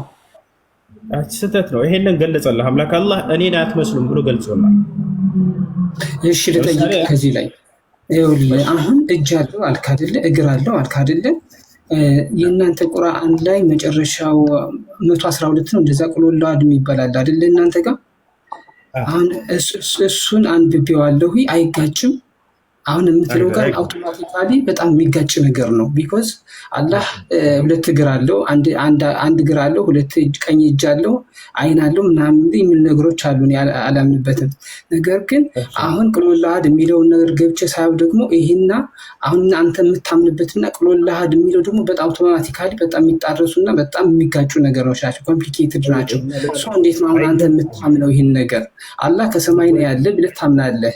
ቆይ አስጨርሰኝና በደንብ ታብራራልኛለህ። አላህ በሰማይ ነው ያለ፣ አላህ እንደሚታይና እግር እንዳለው አምሳያ እንዳለው ተናግረሃል። እዛ ቨርስ ላይ ደግሞ አላህ ደግሞ ምንም አምሳያ እንደሌለው ነው የሚገልጽ። ስለዚህ አሁን አንተ እንዴት ነው ያን ቁል ሁወላሁ አሐድ ነው የምትቀበል ወይስ የትኛውን ነው የምታምንበት? አላህ አምሳያ እንዳለው ተናግረሃል አልከኝ። አይደለም እያልኩ እየተናገርኩ ይታወን ጃባ አላህ አምሳያ የለውም እያልኩ ነው ስናገር የነበረው። ገብቶሃል አይደለም? እኔን የሚመስል ጭራሽ የለም አለ። አደምን በእጆች የፈጠርኩኝ ብሏል። አዎ በእጆች የፈጠርኩት ብሏል። እጃለሁ። አዎ ያ ግን መጀመሪያ ስናገር ምን አልኩኝ? አንድ ማንም እንደማይመስል አምላክ አላህ ሱብሓነሁ ወተዓላ ይናገራል። እርሱን የሚመስል በቅንጣት ማንም የለም። አየህ፣ ይሄ እጅ መኖሩ አልቀበለውም ካልክ መጽሐፍ ቅዱስ ላይ ሙሉ የእግዚአብሔርን አካል ልሰጥህ እችላለሁ አንተ ከፈለክ። እግዚአብሔር እግሮች ያሉት ይረማመዳል በእግሮቹ። እግዚአብሔር እጆች ያሉት በእጆቹ ያጨበጭባል። እግዚአብሔር ከንፈር አለው በከንፈሩ ያፏጫል። እግዚአብሔር ብብት እንዳለ ሁሉ አሳያለሁ። እግዚአብሔር አይኖች ያሉት ሁሉ የሰውነት አካሎችን ከላይ እስከታች መጽሐፍ ቅዱስ ላይ ያሳያለሁ። ስለ ወልድ አይደለም እየተናገርኩኝ ያለሁት፣ በስጋ ከተገለጠ በኋላ አይደለም፣ ከዚያ በፊት በብሉይ ኪዳን ስለነበረው፣ ስለዚያ በስጋ ሳይገለጥ በፊት ስለነበረው አምላክ ነው የምነግርህ። እግሮች አሉት፣ እጆች አሉት፣ ያጨበጭባል በእጆቹ ይላል።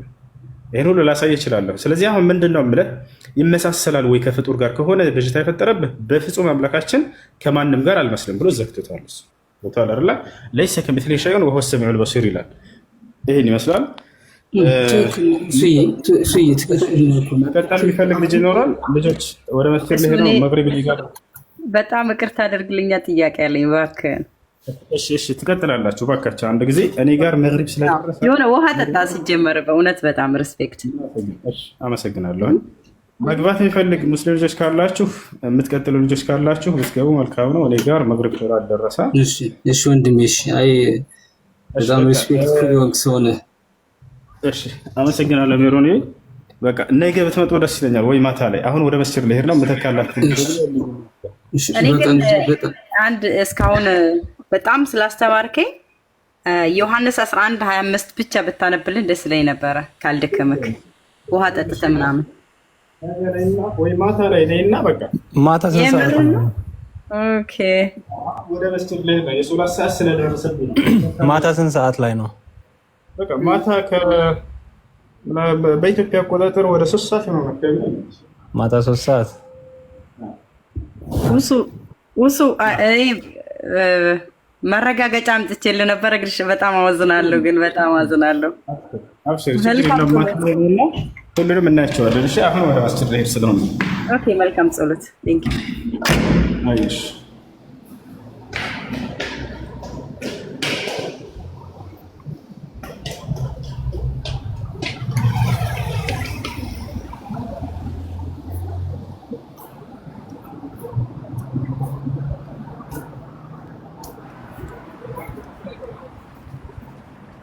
يا سلام يا سلام يا سلام السلام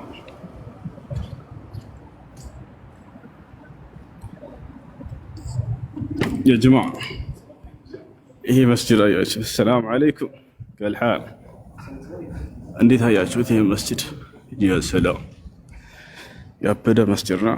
ይቅርታ አላበደም። ለምን ነው የሚያብደው?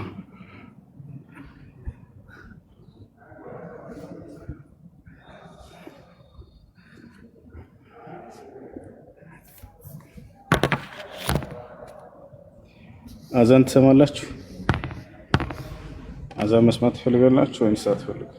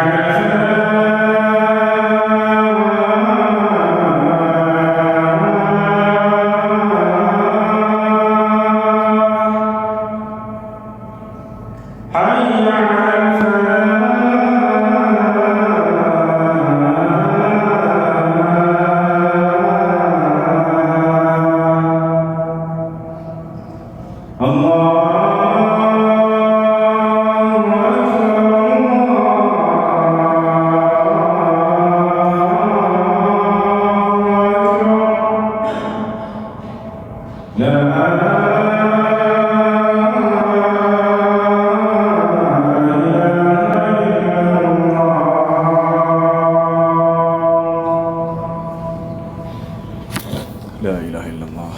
اللهم صل وسلم على نبينا محمد.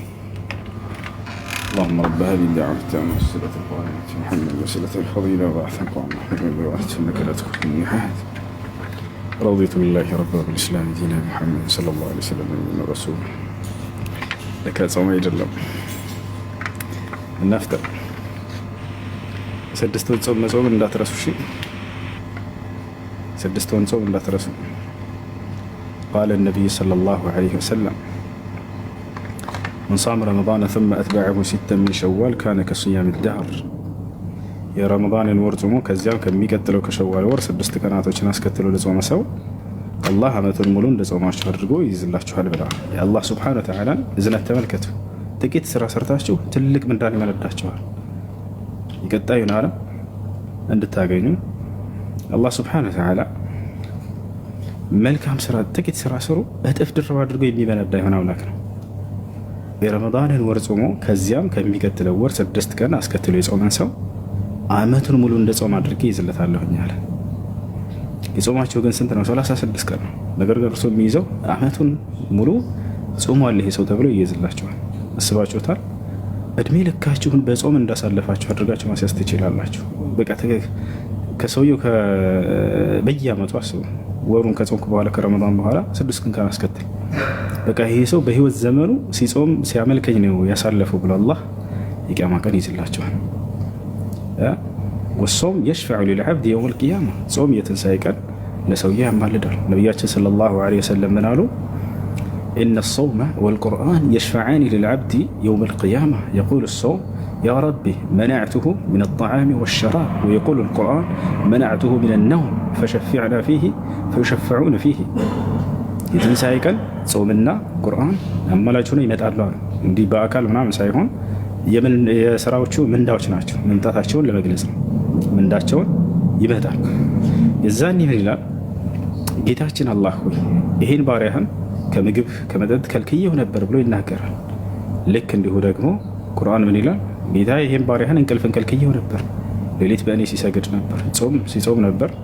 የዛኔ ቂያማ ቀን ከአላህ ሱብሓነሁ ወተዓላ ዘንድ ሸፋዓን ያገኛል ይሄ ሰው። እንዳጠቃላይ ይሄን አመቱን ሙሉ እንደጾማችሁ ትያዙ ዘንድ ይሄንን አስቡት ለማለት ያክል ነው። ረመዳን ከጾማችሁ በኋላ ከዛ ከሚቀጥል ከሸዋል ወር 6 ቀናቶችን መጾም ከተቻላችሁ በተከታታይ ብትጾሙ መልካም፣ ካልቻላችሁ እያቆራረጣችሁ መጾም ይቻላል። ቀጣ ያለባችሁ አደራ መጀመሪያ ቀጣቸውን አውጡ። ቀጣ ይቀደማል። ምንም እንኳን በዑለሞች መካከል ኺላፍ ቢኖርም ችግር የለውም አሳልፎ ሰው ቢጾም የሚለውም ቢኖርም በላጩ ግን መጀመሪያ ቀጣን መጾም ነው። መጀመሪያ ግዴታ ነው እና የሚቀደመው ሱና ነው ይሄኛው ደግሞ። ስለዚህ መጀመሪያ ግዴታቸውን ጾሙ። አብዛኛው ሰው 6 ጾም ሲባል ጊዜ ወዲያው ከኢድ በኋላ 6 ቀናቶች ብቻ ይመስሉታል። ለአንደዛ አይደለም። ወሩን ሙሉ ከኢድ በኋላ ያለው የሸዋል ወር አለ። ወሩን ሙሉ ጊዜ አላችሁ። ስለዚህ መጀመሪያ ቀጣውን ተጾሙና ከዚያ ሱናውን ታስከትላላችሁ።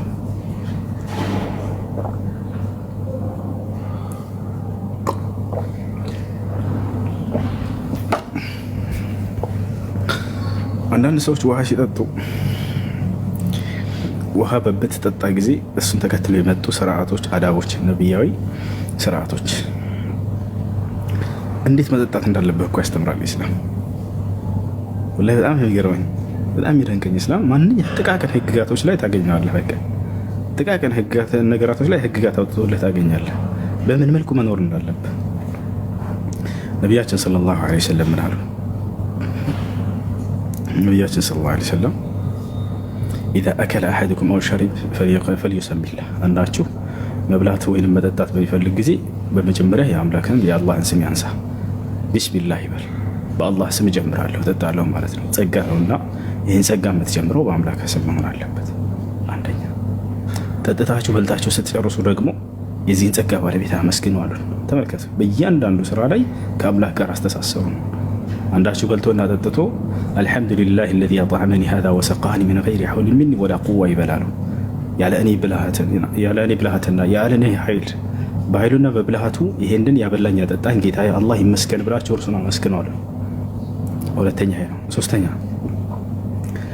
ሰውየው ልክ እንደው ምግብ በሚበላ ጊዜ ከሰው ፊት እየተሽቀዳደማችሁ አትብሉ አሉ።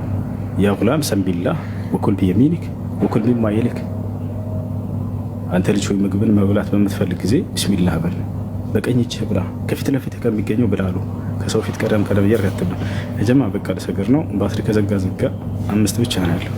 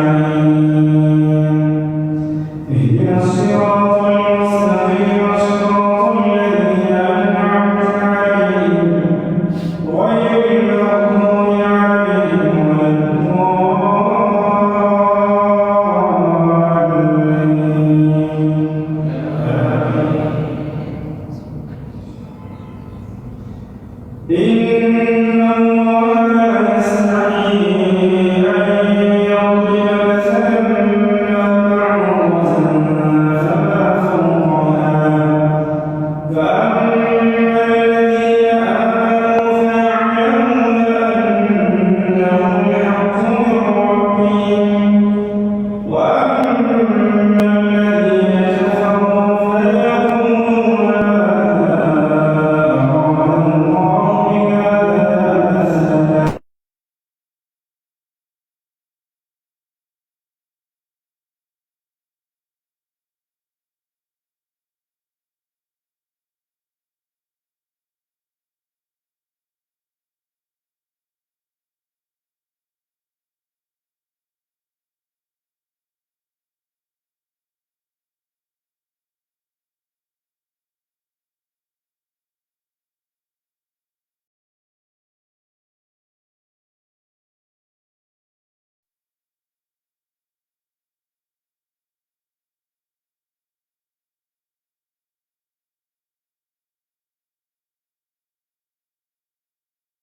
ሰላም አለይኩም ወራህመቱላሂ ወበረካቱ። ባትሪ ዘጋ መሰለኝና ሰላም ናቸዋ።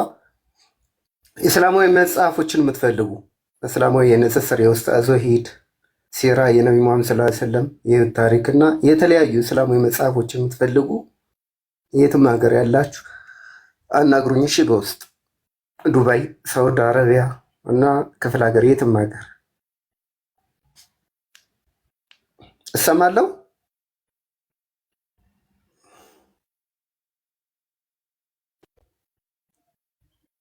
እሰማለሁ አይደለ?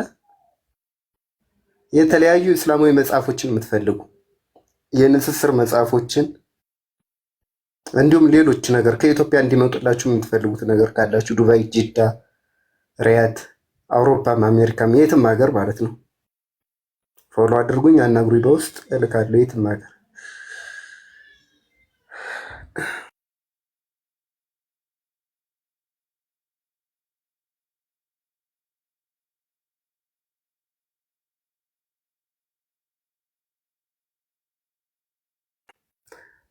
ፖስታ ቁጥር ካላችሁ ፖስታ ቁጥር ካለ ጆርዳን እልካለሁ። የፖስታ አድራሻ ካለ መርዋ በቃ ሳራ በውስጥ አውሪኝ። የኡስታዝ ወሒድ መጽሐፎች፣ ሌሎችን መጽሐፎች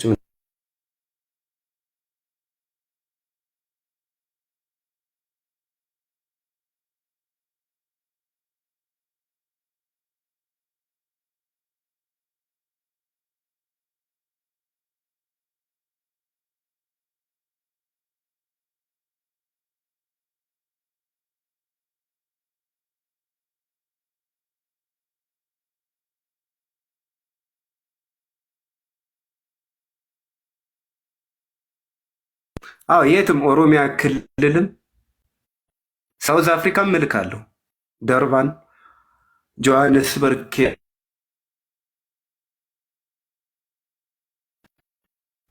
የኡስታዝ ወሒድ አካውንቱ የለም አሁን ላይ። እሺ ጠብቁ፣ ሲመጣ ፎሎ ታደርጉታላችሁ።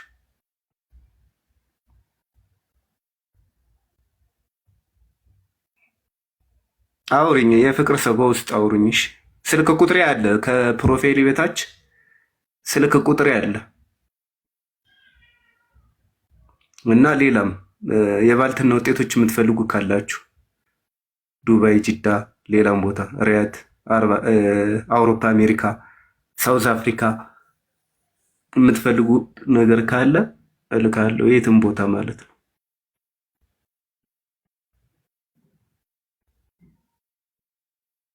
ኢትዮጵያም የትም ሐዋሳ፣ ደሴ፣ አዳማ፣ ሳውዲ ሳውዲ ይልካል።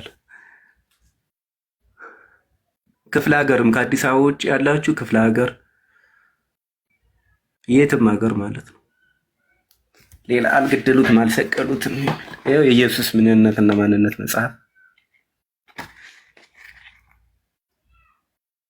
አለ። የዋትሳፕ ቁጥር አለሽ ከእንትኔ ከፕሮፋይል ዝቅ ብሎ የዋትሳፕ ቁጥር አለ፣ የቴሌግራም ቁጥር አለ እና ይሄ ደግሞ ስለ ነቢ ሙሐመድ ሰለላሁ ዐለይሂ ወሰለም ይሄ ያብኑኑ ያዘጋጀው መጽሐፍ ነው። ያው ካፊሮቹ ይዋሻሉ፣ ይቀጥፋሉ፣ ያን ውሸት የሚያጋልጥ ነው።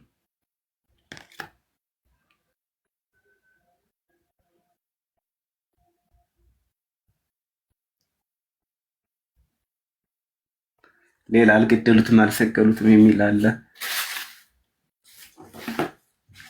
ቀዶል ቀድር የኡስታዝ አቡ ሀይደር መጽሐፍ ይኸው። ክርስቶስ ማን ነው? 303 ጥያቄዎች ለክርስቲያኖች የአህመዲን ጀበል ቆንጆ መጽሐፍ ብዙ አለ። የነቢ ሙሐመድ ሰለላሁ ዐለይሂ ወሰለም የህይወት ታሪክ፣ የነቢያት ታሪክ፣ የነቢያቶች ታሪክ፣ የሰሃባዎች ታሪክ፣ የተለያዩ መጽሐፎች አሉ። አናግሩኝ። ቻናል አለኝ ራሱ።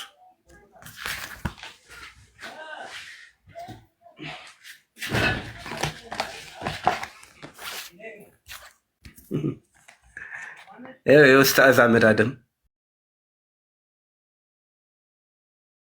የኡስታዝ አህመድ አደም የኡስታዝ አህመድ አደም የኡስታዝ አህመድ አደም የኡስታዝ አህመድ አደም የኡስታዝ አህመድ አደም የኡስታዝ አህመድ አደም የኡስታዝ አህመድ አደም የኡስታዝ አህመድ አደም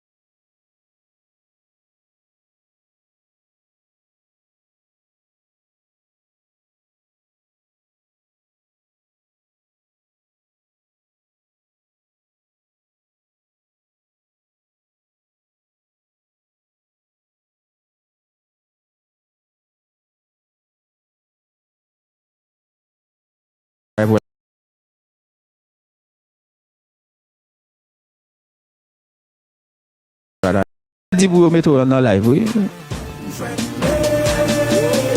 Elle m'a pas mettre dans live. Pas accès pour me voir invitation pour lui avec il pas là. Regardez pour ouais. Mais d'ailleurs, il pas follow, il pas follow. Chaque jour me petit côté là, me dit follow, ouais, il pas follow, ouais, il pas follow. Non ça pas follow là avec. Tête yo dit un coup et bout de fer.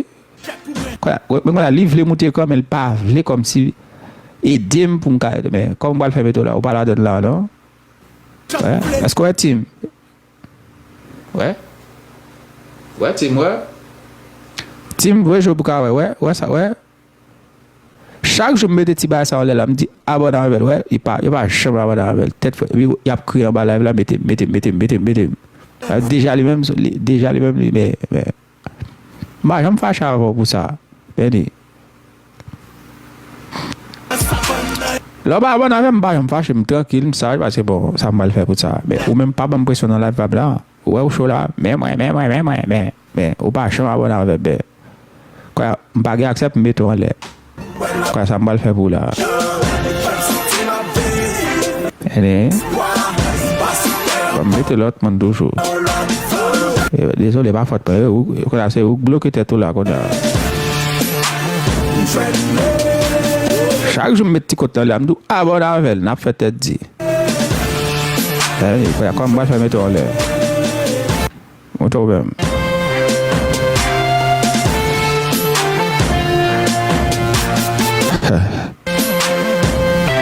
Chache. Yo modératrice, ouais, si nous avons le bac, mais moi, je ne suis pas capable là. Yo, je dit toi. Ok, bon, commencer à descendre de la terre pour mettre le doigt dans les guys. Bon. Et, ok, Gabriel. Faut-il descendre tout petit? Ouais, l'audio faut voir, il pas fait. Chaque jour, je mets petit côté dans l'air, ah bon, on avait le va appeler. Ouais, ça me fait pour lui là. Ça me fait pour lui là, c'est on fait pour lui là, donc. Ouais. Oh, ciao. Je me tag lui là, ouais. Me tag là, ouais. Me tag. Ouais.